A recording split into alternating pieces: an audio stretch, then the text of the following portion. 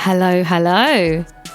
The time has come. It's 9:04 and we have the amazing Jack Tyson Charles in the studio with us. Hello, Jack. How you doing? Good. How are you? I'm great, thanks. It's a lovely day. Isn't it? Thank you so much for coming down to Sunrise Sessions on Phoenix FM. How are we doing? How are we feeling?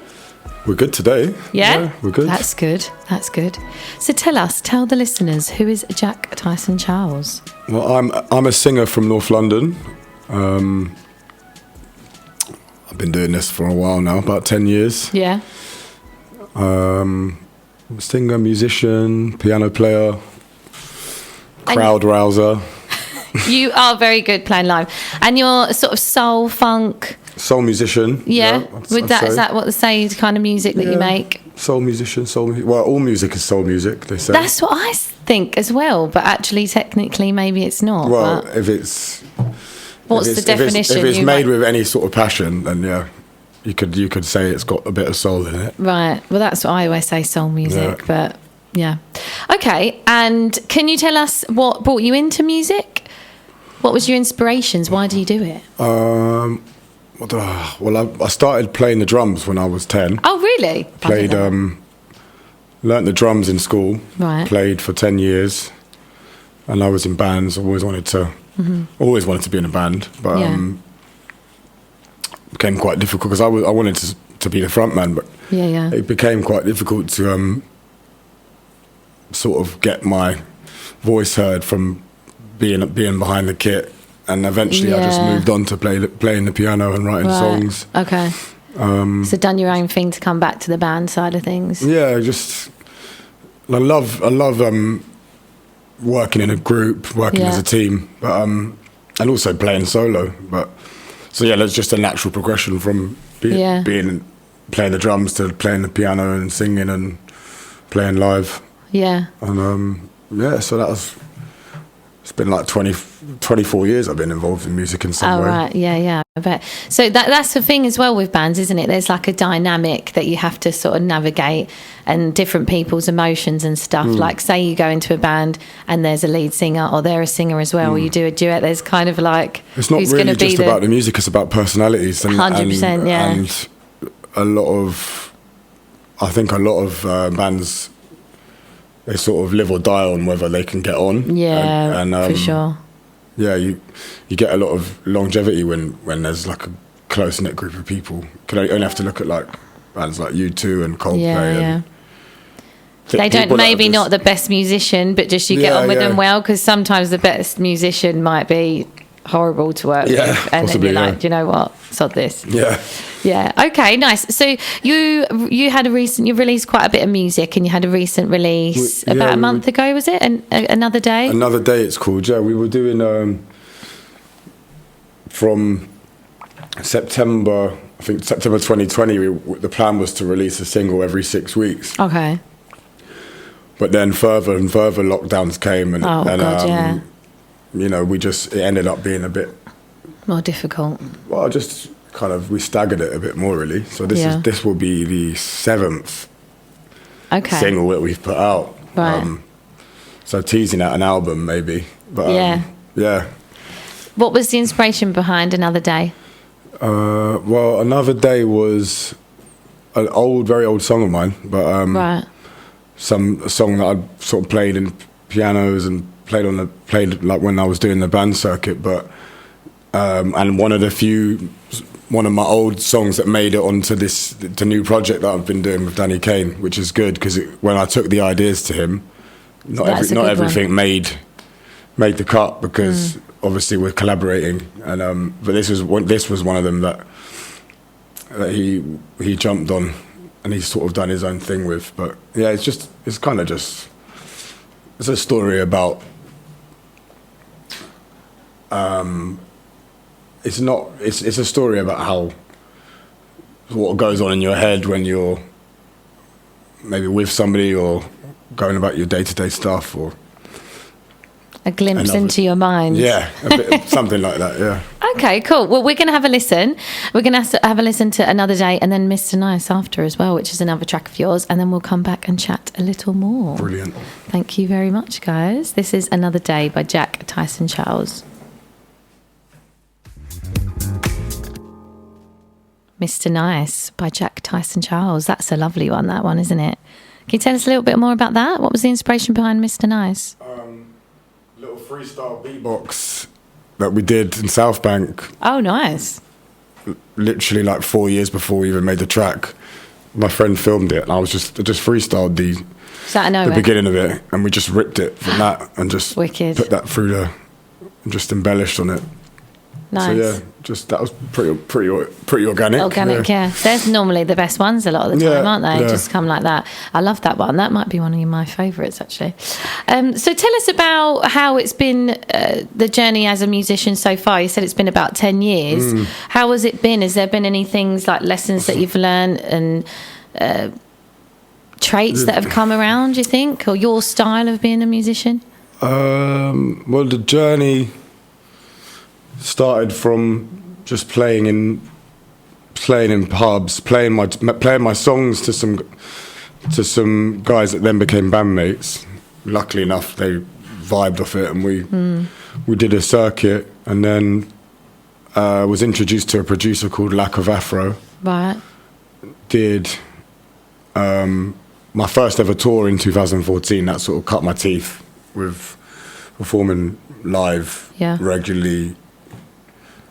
That was when I first sort of, all the dreams become real. Like you're on airplanes flying around, nice, gig to gig, cool. Living the life. It was all full on rather than gaps in between. It was and consistent.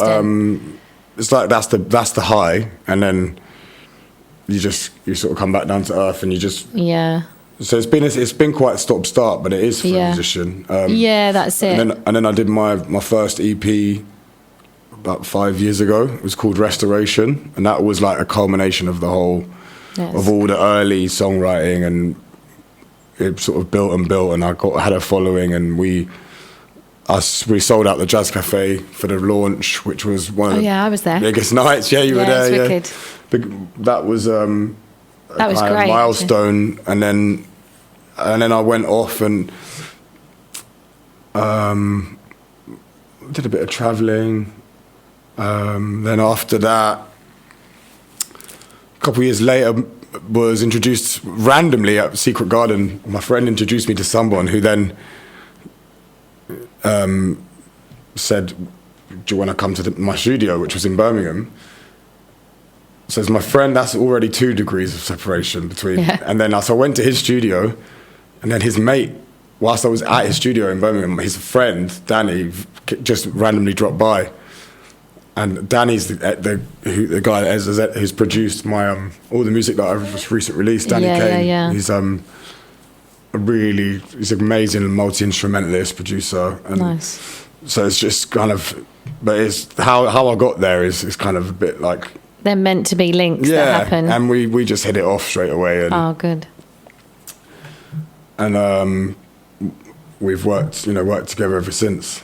Yeah, and finding them right people to work with, I guess, like we were saying about being in a band, like maybe not rush it and don't just wait for those people to come into your life, I guess, and it naturally happens. So did my live journey, and then I've done my sort of studio production, more sort of like studio produced journey with Danny, and that's where we are now. So the track was Mr. Nice, was single number 6.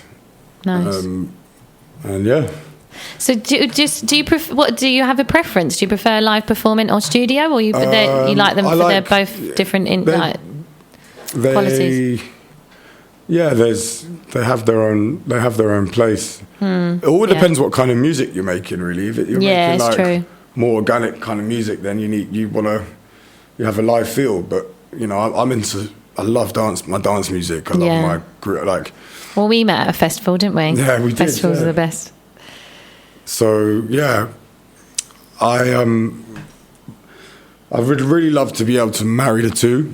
Yeah. Like have my sort of live feel, but have it really well produced to the point where you can rave to it. You can rave to it, but it's still got that like soul, but that organic feel to it. So that's the sort of. I feel like your stuff is definitely, or it like got that anyway. Like you've got that remix of Glory, haven't you?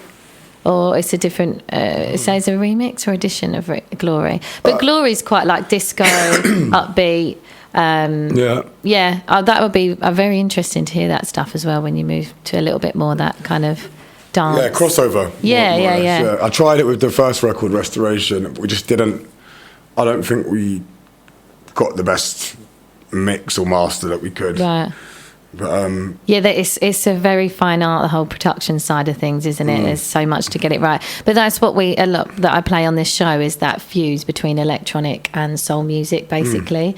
And I think it's one of the best genres because you get a bit of both. Yeah. You can have it like at a party, or you can be chilling and you can kind of like fit it to different genres, different places, and attract different people.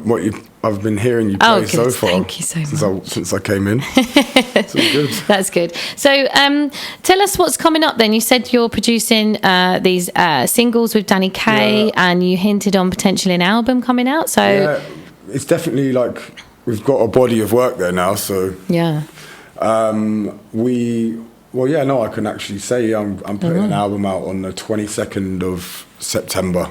Exciting. That'll be my launch. So it'll kind of be at the end of the summer. Nice. Which, it's not ideal for, around about that time of year, people are sort of trying to wind it down. But we're gonna get everyone out for one sort of last boogie down at the Hootenanny in Brixton. Oh, nice. Perfect venue. Yeah. Well, you never know. After we've been locked away for so many years, I think it might last a bit longer. Hootenanny, that sounds like a good venue for you. Okay, amazing. So you're performing at Glastonbury, aren't you, coming up? It's next month, isn't it? But it's not long. It's not long. It's 4 weeks away. Yeah. I'm playing a couple of gigs. I always play at the Rabbit Hole every year. Okay. Which is this... Is it where you have to go underground or something? There's loads of different parts to it, but it's a very sort of exclusive... Okay. Get me in. It's very difficult to get in and very difficult to get out. Oh my God, that sounds quite scary. So I'm playing there, and I'm also playing at the Glade Dome, which is I think it's a new stage in the Glade area. Okay. And that's Friday at 7:10. So if anyone's at Glastonbury... Yeah, so 7:10 on what day is that? On Friday night. On Friday, and then the Rabbit Hole 3 p.m. on Saturday. 3 p.m. on Saturday. Oh, I'm excited. I'll be there for the first time this year, so I'm really excited. Because I do see most years you play there, don't you? Is that quite a special event for you? Yeah, I've been going since I was 15. Nice. And it's one of the constants in my diary every year. Yeah. It's just like, we call it going home. It's like a pilgrimage that everyone takes, so it's very special to me. Yeah, and you normally play a lot, like several times as well, don't you? Normally try and play I think less is more for me for future though, because you want to have a bit of fun as well. Yeah, and enjoy it rather than thinking, I've got a gig and you can't go. But I think because this is album year, it's very important for me to sort of push the envelope and get as many, just get out there as much as possible, So, for sure. Yeah. And you said that when we was off air that Planets was actually written in Glastonbury, was it? Because we're going to play that track next. We're going to play it next. So do tell us about that. Planets was written.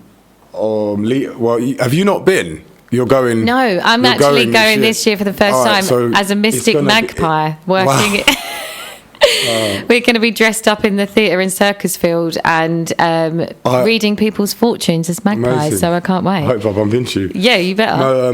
No, you're going to have it's a life-changing experience for anyone that goes there. Yeah. It's completely life-changing. Planets was written one particular year I was leaving, and I just kind of looked back because it's huge. So you can see that when you're sort of down the hill, you can see the whole expanse, and I just took it all in, and then the lyrics came to me, and about 6 or 7 years later, when I came to record with Danny, we put it down, and I really think we did it justice anyway. Good. Yeah. Okay, so it was like a different planet. No, it was like I'm trying to give you a different reason to your song. Like, no. No, it was just, it kind of speaks for itself. Okay. Oh, exciting. This is Planets, Jack Tyson Charles. Keep locked in as we'll be chatting a bit more. Hello. You can wake up now. Yeah. That was beautiful. Planets by Jack Tyson Charles. And you were just telling us about how you created that as well. Can you, I think it would be great on air to replay that. We were in the studio, but it was 2 a.m. and the light, I think Danny put on his space lights and it was just blue. And I was just completely in the zone. And we recorded it in about 2 hours. Oh, wow. From start to finish, which is so it was just in the zone. Yeah, fully in the ethereal world of planets. Got lost. Oh, nice. Yeah, and you can hear that, I think, in the record. You can feel that come through. And it was the best time. It was one of the best vocal directions I've ever had, because he was with me all the way. Like he was like taking me up, down, left, right. So I kind of feel like in that session I became a better singer. Wow! You sound like you've. He taught me a lot about control in that session. So. Dynamics and stuff. So it sounds like you've made a great partner, collaborator there. Yeah. We did, we spent a lot of time together, and he put up with me, I put up with him. We got the job done. Nice. Excited to hear the album. So you gave us a couple of other tracks to play today. So I just wanted to chat to you a little bit about them. You've got MC Solomon. Yeah. You said, do you want to play some tracks, and I thought I'd play some of the boys. Yeah. So these and another track from Amadeus and the Ambassadors. So are these? Is that just two of my great friends? Yeah. And I'm lucky enough to have loads of close friends that would kind of do the same thing I do. Mm-hmm. So first up, Solomon. He's a rapper. He's an MC. And he also has his own label called Kamani Records, which this all his stuff kind of goes through. He works a lot with works closely with Asian rappers. And, he tries to sort of make like cross global connections, and he's got big ideas and he's going places, and he's an amazing lyricist. So yeah. Okay, cool. We're going to play his track. And does he have, I noticed some like sort of spiritual influences? Yeah, well, he's put on, he spent a lot of time in Nepal and India and Goa, and Nepal is in India. Is Nepal? Yeah, no, Nepal is not in India. No, it's not. It's separate. It's right next to it, but it is just above it. He spent a lot of time in the mountains and. Cool. Because that was something I wanted to speak to you about as well, because I know I think you have some sort of spiritual side or sort of wellness tips, because that's something we talk about on the show as well, because I am a practitioner in wellness. So I want my answer for that as well. Oh, well, get ready for it, because it's coming.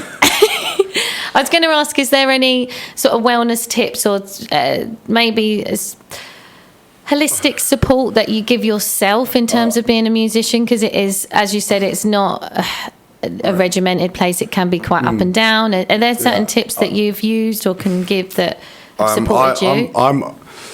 I can't live without exercise. I need exercise. Yeah. I was very active growing up, and I think when I finished school and when I stopped sort of being in football teams, I needed another outlet. So I just train. I do bit of physical exercise is for me is my go-to. And also healthy diet. I feel like when I exercise, I'm naturally going for better foods. Yes. Because you put your body in that place. That's very true.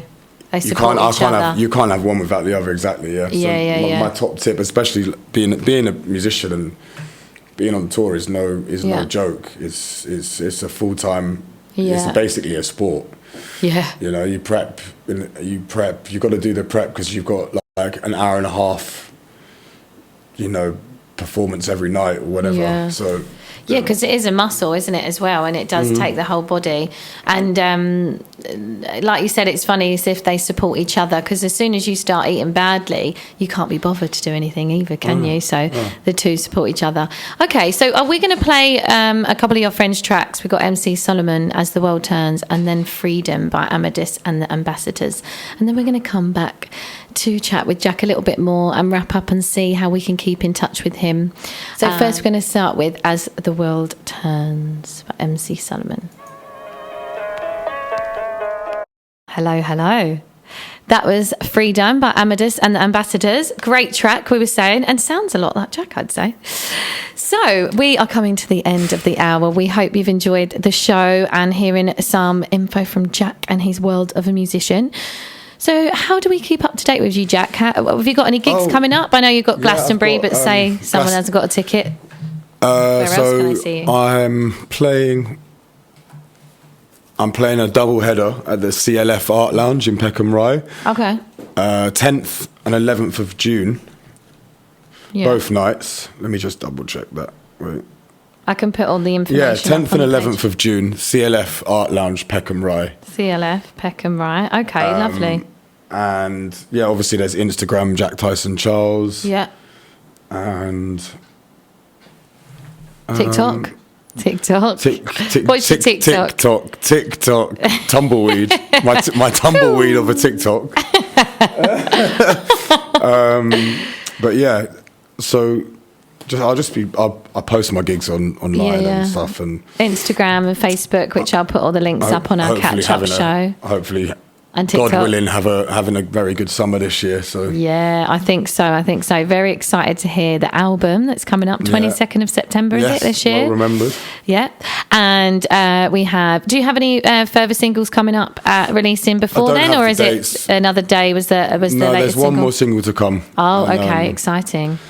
And then everything goes gears towards the album release and finally putting it out there. Yeah. It's been a long process from recording it, then pandemics, then 2 lockdowns, and just to get it out this year will be a massive relief, actually. Yeah, amazing. I can't wait for it. And for anyone listening, I'm going to put all the details up of Jack and how you can keep in touch with him on the catch-up show, and make sure you check him out and keep up to date for his new single, and go and see him play in Peckham Rye.